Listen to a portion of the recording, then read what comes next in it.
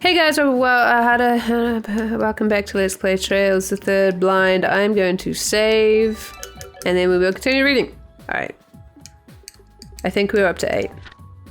Nope. That was a lie. We were up to 9. Chapter 9. Nostalgia. While Owlie sat and contemplated her past, Jack was hunched at the bar counter in the main hall. It was a spot with a full view of the setting for the match to come. He stared at the stage, never once even touching the drink he had ordered. The same seats, the same colours. The more he looked at it, the more it felt as if the events of 7 years ago had happened only yesterday. A voice started Jack from his reverie. "How about a drink on me?" Without turning, he wordlessly shook his head. Jack didn't need to look through 7-year-old memories to recognise that voice. It's a guy. Whatever. It was Juan, the very man who had punished King with death. "I eagerly await seeing the level of skill that once dethroned a king, Jack." With that, Juan disappeared. Jack dethroning a king, huh? Jack could only smile bitterly. The clock steadily ticked away. It was 11:50. The match would begin in 10 minutes. These are some very short sentences. The guests had begun to gather in the hall. Every one of them seemed to have been waiting eagerly for this night. Many had money riding on the outcome. Compared to Enrique or Juan's contest, though, they barely had anything to lose. Owlie followed Enrique out into the hall. Taking her seat immediately, she sat quietly, eyes straight ahead. If she was bothered by the crowd or the enormity of the event, she gave no sign. After watching Owlie take her place, Jack slowly rose with a spot at the bar. By the way, I personally find poker to be the most boring thing in the world. I just thought you should know. I don't understand why people watch poker games. It's just never stuck with me. It's never been a thing. I love Canasta, which is another card game, and lots of other kinds of card games, but poker's just never interested me, really. I used to play it when I was a kid with my cousins, but we kind of cheated. Or we didn't cheat. It's just like we just kept drawing cards and stuff. We were kids. But it's just, yeah, I don't know. I just don't find poker very... Anyway, after watching Owlie take her place, Jack slowly rose from a spot at the bar. Unlike Owlie, Jack had a bit of a name, and as he stepped forward, the crowd called out. It brought back more memories of his match with King, how nervous and restless he was by the shouts and cheers, how he wanted nothing more than to run away. Oh. Jack and Owlie were both seated now. The card table in the centre of the hall lay between them. The two faced each other, but their gazes never met. In total silence, time passed. Shortly after the two took their seats, a black-garbed man sat in a chair across from them. Just like 7 years ago, he was the dealer provided by Chief Minister Shamrock. The dealer pressed a switch below the card table. Slowly, the table area sank into the floor, allowing the guests in the hall a bird's-eye view of the duel. That's cool! I like that. From behind, there's From behind their respective backed players, Juan's group and Enrique's group cast intense gazes at the gamblers' hands.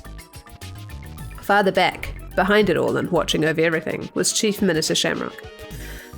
"Now then, ladies and gentlemen, tonight we have a revenge match." Wait, what was Enrique's voice again? Oh well. "Tonight we have a revenge match," Enrique yelled, unable to contain his enthusiasm. It had been far too long since the gambling world was given such a high-stakes game. The crowd answered Enrique's introduction with a roar of approval. "Can you please use more contractions? That'd be great. I mean, no, sorry, conjunctions. Can you have more conjunctions?" Wait, this is not... Hold on, I missed a chapter, I think. Chapter 10, the match. Separated by the small card table, the two faced off. Each player had a mountain of chips to wager. Once someone's power was reduced to nothing, the match would be over. The clock struck midnight. In the silence following the time, the grand match between Jack and Owlie began. At first, the match was totally even. For every hand Jack won, Owlie won another. Whenever Owlie won a hand, Jack had the next. Neither gave a reg, or whatever that is. That's how that's it. The ones most surprised by this close contest were Juan and his group. Everyone who had bet on Jack started to jeer and holler. During the match, time and again, Hollis spoke to Jack. Using this is like... It's like, and so the poker thing began, and then this happened, and then this happened, and then they said a thing, and then this person said it. Instead of, it's like too much exposition. It's like, show me what's happening. I mean, I know it's a story, and narration is part of a story, but you need to intersperse it with actual moments that are happening. Like, instead of just like, and then Holly talked, and then they continued, and then Holly talked some more. It's like, then put in the dialogue what she's saying. During the match, time and again, Hollis spoke to Jack. Using conversation to distract her opponent was all part of the game, but Hollis' persistence went beyond just tactics. However, Jack never said a single word back to her until roughly 30 minutes passed. Then, finally, he broke the silence at the time with a low, textured voice. Once upon a time, there was a man. It was so soft that the crowd could barely hear. But Jack wasn't speaking for them. He continued. This man had something he admired. He wanted to become the thing he admired, and he wanted to win against the object of his admiration. And through it all, where's the closing quotation? Oh no, never mind, sorry, still talking, just kidding. And through it all, he was drawn closer to that wick which he admired. Both laid down their hands. This went so bad! Jack had one pair, Holly had two. Chips moved from... Do I have to read this? Oh, I think people really wanted me to read this in the second chapter. Chips moved from Jack's mountain to Hollis. What is it, Jack? Is this all part of your plan? Holly would occasionally add a sarcastic remark, but Jack just kept on telling the story. Maybe it's just my problem, I don't know. The man stole some tricks from that which he admired, and practiced his own skills as best he could. In the end, his efforts eventually made him strong enough that people called him Victory. At some point, there was someone who took notice of that reputation. He thought, why not pit the best against each other? There's no show that could be better. Enrique's ears twitched. Something in what Jack was saying bothered him. The man gladly accepted the offer for the show. It was the match of a lifetime, with that which he admired most, after all. The man's heart danced with excitement. Back then, that man was a young fool who didn't see the world around him for what it was. Certainly, he'd never have thought about what it would really mean to lose that match. Holly listened intently. At some point, she had started to pay attention to Jack's story. The audience was much the same. Everyone in the hall strained to hear the tale tumbling from Jack's lips. The two played their cards. Jack had no pair. Holly had a full house. Chips moved from Jack's mountain to Holly's. Now we're up to 11. We're getting there, just a few chapters left. I didn't realize there were only a few chapters left. Okay. Chapter 11, The Decisive Moment. Jack, Holly chided, you're so busy talking, you're forgetting to play the game. Enough. I'll settle things here now. Holly's words reignited the crowd. The Silent Hill burst into excitement as she pushed forward every last chip in her pile. Perhaps she was just that confident, but Holly already had a significant lead on Jack. He couldn't possibly accept the bet. Could he? To match my bet, since you seem a little short, how about you wager your life? Holly reached under the table and unholstered her orbital gun, then set both it and a bullet on the table by her chips. If I win, you can kiss your life goodbye. The audience waited for his answer with bated breath. Surely no one would be foolish enough to accept such a bet, they thought. But Jack's response was the opposite of what they were expecting, as well as precisely what they were hoping for. Alright, I'll call your bet. Not like it matters. If you don't kill me, someone else will. His response set a wave of shock through the gambling enthusiasts in the hall, with each and every one of them erupting into claps and unbridled cheers of approval. Enrique, personally, could not have been more pleased. Juan sat quietly. Whatever he thought of the situation was privy to him and him alone. The stakes were now that much higher, but neither side opted to change out their cards. Rather, they chose to place their current hand face down. So what happened to the man? Holly asked, seemingly smug with victory. Or possibly she was just asking to hear Jack's final words. The man never won against the one that he admired. Silence followed in the wake of his response. And in that one moment, Hulle's unfailing mask shattered to pieces. Her true expression, shown at last in one so beyond her years, was a long, unquenched rage that even Enrique had never seen. "What are you talking about? You won, didn't you? Here, in this very hall." Oh, she's crying. Oh. Tears flooded Hulle's eyes and her voice buckled. And you made a fool of my papa." Perhaps caught in the moment, Jack was as abrupt and impassioned as she was. The texture in his voice thinned as he locked eyes with her and cried, "Your father never lost. Not to me. He was never made a fool.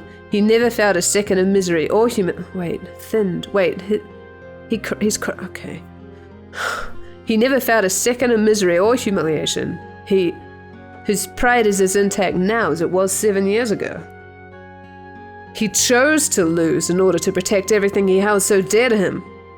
Enrique, visibly panicked upon Jack's confession, sent his thugs forward to silence Jack before he could say any more. One would have no such interruptions, however, and with a snap of his fingers had his own men step forward to prevent any interference. For the first time since the match began, his curiosity was now visibly piqued. The crowd was restless and clamoring for the results. Once Chief Minister Shamrock gave his sign, the dealer flipped both players' cards. Jack had 4 kings. Halle had 4 jacks. It was well and truly Jack's victory. The crowd immediately hushed, but mouths were left agape, and the room was bathed in a silence that was uncomfortably palpable. All eyes were on the table, and all ears were perked, awaiting some kind of reaction. Seconds passed. Finally, Jack was the first to speak. "See?" Jack muttered. "Jack can't beat King." "Ha! I get it." Chapter 12. The Truth. The charged battle had closed with Jack's dramatic upset over victory. Putting aside Jack's words, Juan took a moment to breathe a warm sigh of relief, for this turn of events was no small victory on his part. Conversely, Enrique sat stunned, head in his hands. Halle stared blankly at the cards. Her eyes were wide with disbelief. "No way. How did you... 4 kings? That should be my hand!" Hearing this, Enrique began to violently object, leaving no excuse unaccounted for. Jack was a cheat, he insisted. The match was a wash. No, Jack was disqualified for breaking the rules. "Give it up, Don Enrique," Juan commanded. "If you think he's a cheat, then how about you show us, huh?" "Go on, show us exactly what it is Jack did." Juan stood resolutely, arms crossed. "Cheating's fine as long as you're not caught," he recited. It was a core rule of the match, and Enrique knew it. There was nothing he could say back that would lay bare the trick. He stammered over his words as he rushed to nitpick every single one of Jack's actions throughout the match, but it was no use. Impossible. Jack denied it all with a single word. "This is a technique King used in his final match. I didn't know it at the time, but there's no way Mr. Enrique could. To make me win and to keep you safe, Owlie, King used this very trick. Truly a trick worthy of a king." Head bowed, he continued. "I could never understand it. If he had a great trick like this up his sleeve, then what on earth would make him do something dumb like throw away a match? I hated him for that, you know. Hell, I'd spent these past 7 years consoling myself for drowning in booze." Jack looked up, his eyes catching the sparkle of the chandelier above them just right. "But once I saw that invitation of yours, Owlie, it started to make sense. Seeing Mr. Enrique's name on the back is all I needed for something to fall into place. Do you remember, Owlie? On the same day as that match, you were in bed after being struck with a very sudden illness. No one could explain what it was." Jack's words had Owlie like a fish on a hook. "So what? What does that have to do with anything?" Jack ignored her and continued. "Around the same time, I'd heard a certain rumor about Mr. Enrique. Word was he'd gotten his hands on a hell of a poison. Something along those lines, anyway." Perhaps Jack wasn't the only one who had heard this rumor. Curious as they were to listen in on Jack's story, a flurry of whispers swept through the audience upon the mention of the poison. The kind of whispers where one couldn't understand word for word what was being said, but any onlooker would know exactly what everyone was thinking. Enrique could only stare at the ground and bite his lip. The facts weren't difficult to piece together. There was Owlie, who just so happened to fall ill during the worst of times for King. There was Enrique, who had so conveniently acquired a poison during the best of times for him. And then there was King, who had so blatantly lost against me on purpose, Jack listed. There's an easy way to explain all those things, and it boils down to one simple truth. Warren leapt to his feet, fury writ all over his features. He began screaming at Enrique. You! 7 years ago, you poisoned this girl, and then you threatened King with it. Oh. Okay, it got interesting all of a sudden. Thank you. Appreciate that. Chapter 13, The Sense. You poisoned this girl and then threatened King, didn't you? Every word from one's mouth was akin to being punched in the gut, blow after blow after blow. Her body could only stiffen. Before one's accusations, Enrique desperately scrambled to put a defense together. He tried valiantly to hide how flustered he was, to conceal how sweaty his palms were, but never was there a poorer actor on a stage. Instead, the way he begged and pleaded his case before such a massive jury was almost humorous. Everyone was, now just imagining the Swede. Everyone was quick to believe what Jack was saying. Of course there was no proof but I wouldn't be able to do his accent. Of course there was no proof that such a tragedy had occurred at all. It could easily have been a cleverly arranged string of lies. Yet Enrique's rambles professing his innocence didn't make any sense to them, whereas Jack's story of few words made far too much. In the underworld, betrayal was a constant companion. That was precisely why, however, plain logic trumped proof time and time again. These last few chapters have been written a little bit better, in my opinion. So long as the masses felt your story made the most logical sense, proof, be it present or lacking, didn't mean a damn thing.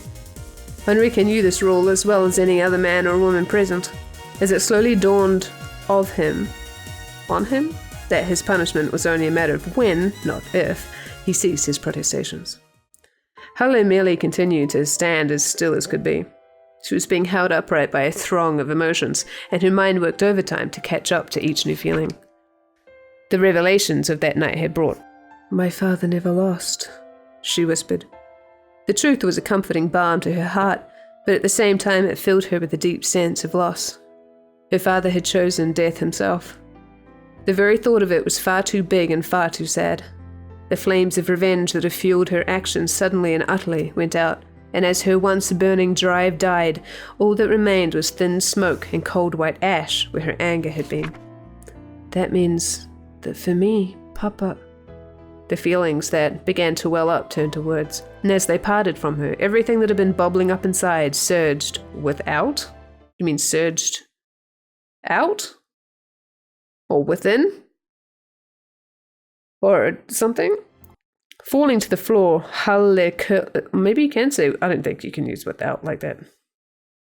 Falling to the floor, Owlie curled up in a ball and began to cry like a child. Oh no, sorry, it's an archaic. Yeah, that's what I thought, maybe.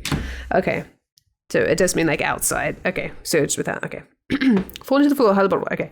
As he glanced at Owlie from the corner of his eye, one put a hand on Jack's shoulder and patted him in a congratulatory way. Tonight went better than I could have possibly imagined. I'll do anything you ask if it's in my power, he whispered to Jack. Then give me Owlie, Jack requested without a moment's hesitation. One was hard-pressed to answer.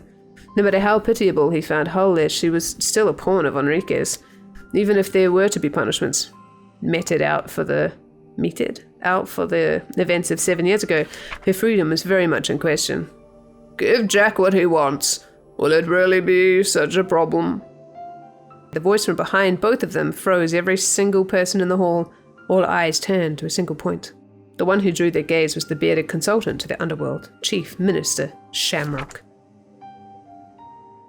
Giving him the girl is no problem. Is it, Enrique? Is it, Enrique? Enrique nodded weakly. At last, the ship was filled with cries of celebration. Gambler Jack, Volume 14. Oh. What was that? Why was it... What was that last page? What was that last page? Why was it blank? I'm confused. Finale. To each their own wish. Jack and Owlie returned to the harbour at dawn. The enormous ship disappeared into the morning fog, gone before most knew it was even there, as if it As if they had been played by an illusion all along. What will you do with me then? Owlie asked. Nothing. You're free. Jack shrugged nonchalantly. I doubt anyone will ever try to use your life in any deals ever again. Do whatever you wish. Owlie was quiet a moment, then said, Hey Jack. Why? Why would you do all this for me? Jack gave her a small, rare smile. King gave his life to keep you safe. By saving you, he saved my life as well. I'm only standing here today because of him. Don't you think it's only natural I'd use the life he gave me to make his wish come true? Wish? What do you mean? Jack's smile disappeared. I believe your father regretted setting foot into those gambling dens. Not because of the game, but because there's no way a guy like him would have ever risked putting his daughter in danger for anything. He adored you, you know? You should have never gotten wrapped up in this dark world, Owlie. I'm sure he would have wished the same. Owlie didn't know what to say. Jack continued. If you get what I'm saying, then run off from here and don't you ever come back. And with that, Jack strode away and left Owlie standing there by the sea. The Coward Republic. What? Why did it say the Coward Republic at the end? There's a city in this country, a place where migrants from the east have recreated their homeland. This is the beginning of the story again. What is happening? What is happening? Oh my god. Once a week had passed since their fateful game. Jack could still be found there in that same dingy bar. As always, he was at his liquor starting from noon. He had settled things with his past, but he was still the same man he was before. No, he was changed. He drank less, and when he drank, he didn't throw it back like a man dying of thirst, but instead sipped slowly and appreciated the taste to turn into Olivier. And that day, once more, the door to the place opened with a sound like a shriek. Like that. Ah! Like that. Is that how the door opens? Sorry, that's probably really loud. A new customer stepped into that very same bar, and that new customer was Owlie. Jack choked on his whiskey. Owlie? What are you doing in here? This ain't the kind of place you should be in. Ignoring his sputtering, she pulled up a stool and gave him her most dazzling smile. Hey Jack, she began, let's play a game. A real shocker of a match. Only this time, all bets are off. End! Thank God it ended. That story was interesting. It was okay. It was okay. I liked Jack's lines. It's good. I like Jack. Owlie was alright. It was okay. It was just, there were lots of short sentences that were hard to read. That's all. Alright, so now we've read that story. I don't know who that's talking about, but don't tell me, please. So I'll find out someday. Whoa, why is this being... Whoa, it's been so stuttery. Oh, holy shit. Okay. I'm going to stop this episode here. I know it's not as long as the other ones, but I'm just...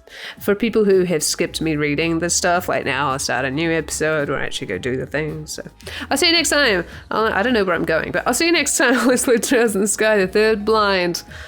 Bye-bye.